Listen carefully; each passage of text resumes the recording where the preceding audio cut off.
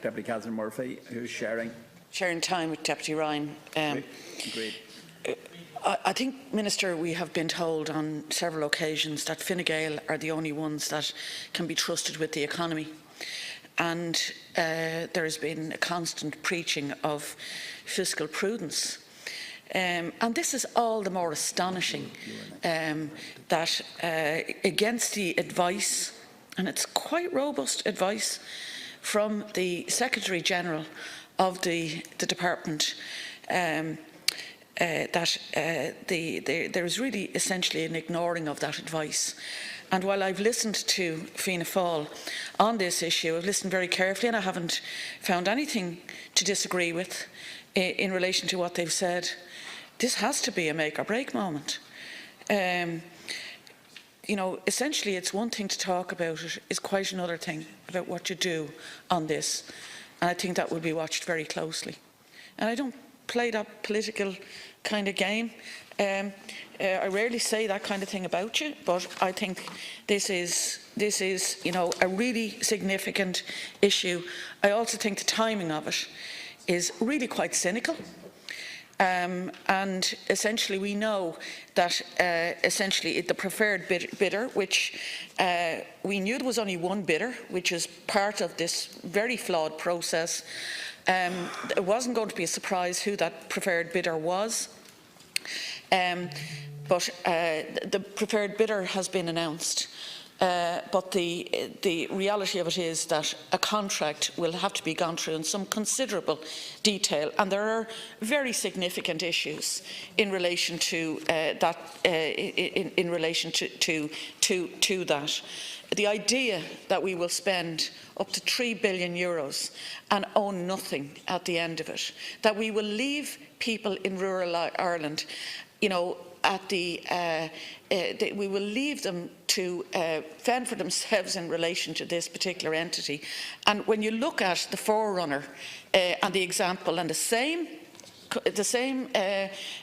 company, Granahan McCourt, in relation to the man's contract, where we've been delivered the most expensive broadband in Europe.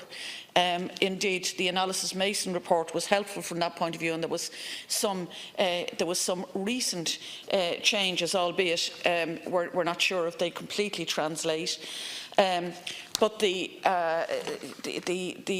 idea that we can see what the forerunner had done, the lack of transparency in relation to wholesale to retail, is a really serious issue, because not only could this cost the state a fortune, we own nothing at the end of it, but people in rural Ireland could have very expensive broadband if the same set of circumstances apply as has applied with the man's contracts. Obviously, there's the National Broadband Ireland. We were told yesterday at the briefing that there would be one nominee to the board, but that nominee, we don't know who are they going to have responsibility to. That's not worked out yet. We have known in the past that where the responsibility is to the company, not to the state, even where it is a public service or a public interest director. And if you look at the contractors who are going to build this, KN Network Services, we need to know more about them. Kelly Comms Limited, we need to know more about them. Octavo Ireland Limited, where we know something about them because that was a company formerly known as SiteServe. Foresight, and then other subcontractors. So we don't really know. We're told there's 1,500 contractors engaged by the subcontractors, but they would be the primary contractors. Let me just put it on the record. I believe that people in rural Ireland, and that includes part of my own constituency, where is part of the intervention area, they require broadband. I don't think I heard anybody in this chamber say anything otherwise. I think what the big objection is spending €3 billion, giving it to a private company and owning nothing in the end, in a way that could be very precarious in terms of both the cost, the take-up and the delivery of broadband. I believe the process was flawed throughout the process. In the Smith report, for example, I mean, I think it was a facade. I think we were astonished when we saw the results of the Smith report that looked into the issues prior to the minister's resignation. I